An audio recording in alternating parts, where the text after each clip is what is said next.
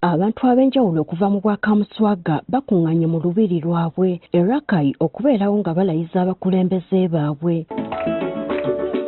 Kamuswaga wa Kkooki Apollo Sansa Kabumbuli owookubiri akuutidde abalondeddwa okusoosowaza ensonga za Kkooki balabe ng'essaza Kkooki likulaakulana. Okulaba nti Kkooki eno ekulaakulana ate n'okulaba nti obulamu bw'abantu baffe bukyuka bubeere ku mulembe oguliwo. Akulira bassentebe b'amagombolola mu Bwakamuswaga Elias Luwaga asabye Kamuswaga okwogera ne gavumenti eya wakati okusobola okumalawo obumulumulu obuliwo wakati wa Kkooki n'Obwakabaka bwa Buganda. Tuba tutambula tudde eno ate bano baleeta kino nga bakizzeemu. Saba ensonga eyo tutambuzizza si bulungi newankubadde naffe tufuba okulaba nti tetukkiriza ate kulaba nti batutuula ku nfeete. Neera tusigala tutambula naye nga tusanga okusoomooza okwo. Obumu kintu kikulu nnyo.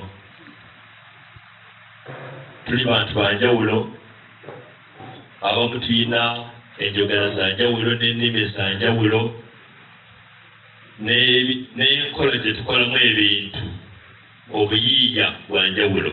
Wabula Kamuswaga bano abagumizza nga bwe watabulawo bisoomoozo n'abajjukiza nga Kkooki bw'eriwo mu mateeka nga nabwe kityo tebasaanye kutya. Olw'ekyo abantu abo bawakanya bye tukola. Naye ate tekitugaana kugenda mu maaso kubanga tebalina kye bayinza kukyusa. Olw'ensonga tuliwo mu mateeka. Kamuswaga era asabye abantu bano okulaba nga bakola ebyo ebiweesa Kkooki ekitiibwa balabe ng'eyitimuka. Kkooki eno okutuuka weetuuse baminisita bano boolaba n'abalala gye bali n'ab'amagombola babadde bavumu nnyo. Babadde bavumibwa ebigambo eby'enjawulo naye nga bw'oyogedde nti atamanyi gy'ava tamanyi gy'alaga.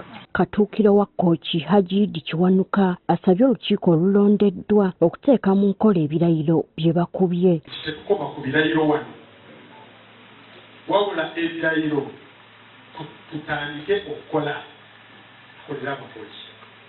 Si kulayira n'ogamba eri minisita naye nga talina kyokola ki kyokola.